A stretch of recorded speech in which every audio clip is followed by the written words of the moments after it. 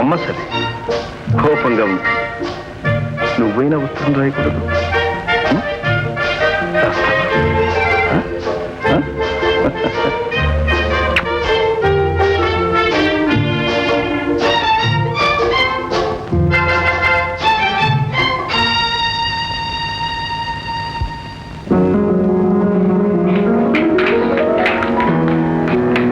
ఎంత బాగుంది కదా. Wonderful wonderful. లైఫ్ అంటే వీళ్ళదే లైఫ్. ఎంత లీజర్, ఎంత ప్లెజర్. కారణం ఏమిటో తెలుసా? మళ్ళాగా సోమరపోతులు కాకపోవటమే. పని చేసేవాడికి తీరుకుంటుంది, తీరుకున్నవాడు జీవితాన్ని అనుభవిస్తాడు, ఆనందిస్తాడు. Well said, well said. Let's go out. Okay.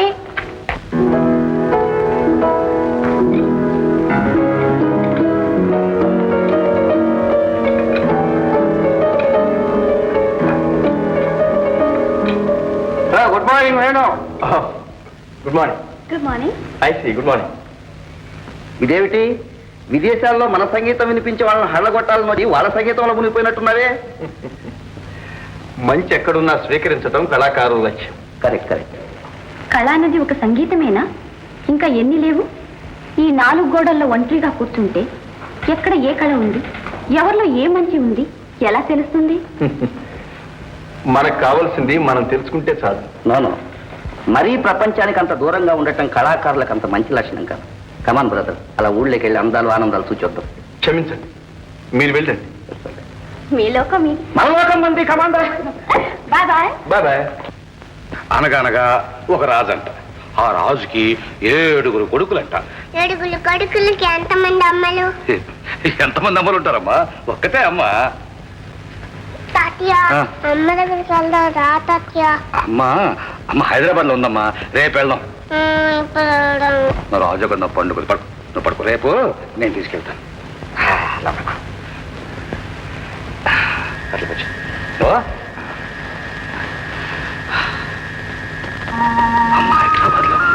అమ్మ హైదరాబాద్ లో ఉంది. అమ్మ హైదరాబాద్ లో ఉంది. అమ్మ హైదరాబాద్ లో ఉంది. అమ్మ హైదరాబాద్ లో ఉంది.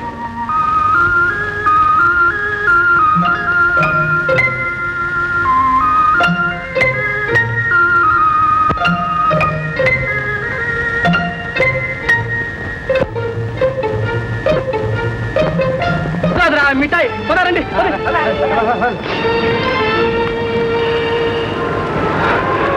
తాత డబ్బు వెళ్ళిందా? లేదమ్మా, లేదు. ఎవరు తాత? పిచ్చోండమ్మా. అంటే మంచోడు కదా?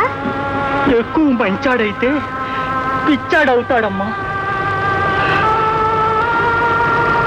తినమ్మా, తిను.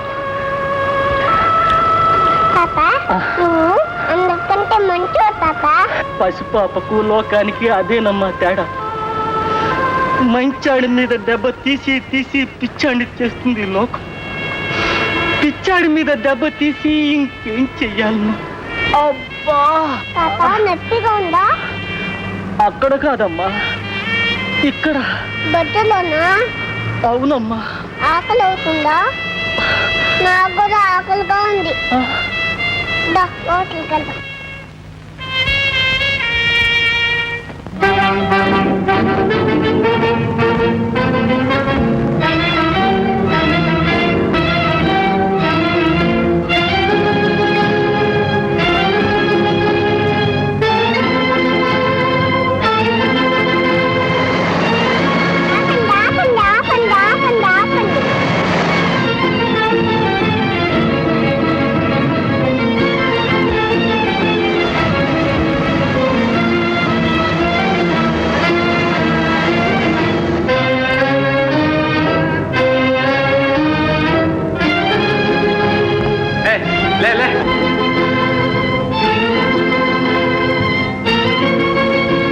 పాప ఇలా రోడ్డుకి అడ్డంగా రాళ్ళు పెట్టొచ్చా? ఏంటండి మరి ఎవరు కాదు ఆపుతలేదు.